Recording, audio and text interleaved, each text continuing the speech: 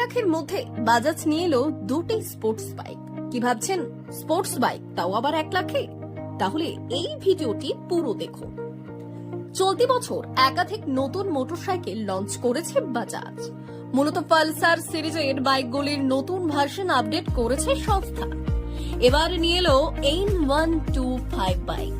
আজকাল অনেকেই sporty bike চড়তে চাইছেন, কিন্তু দাম থাকতে হবে কম। সেই পরিকল্পনা নিয়ে দেশে 125 অর্থাৎ 125 সিসির নতুন বাইক আনলো বাজাজ। দুটি ভেরিয়েন্টে পাওয়া যাবে বাজাজের N125। স্পোর্টি কমিউটার বাইকটি মোট 7টি রঙের বিকল্পে পাওয়া যাবে।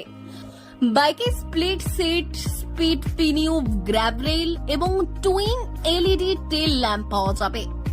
ফিচার্স হিসেবে ডিজিটাল ইনস্ট্রুমেন্ট কনসোল এবং ব্লুটুথ কানেক্টিভিটি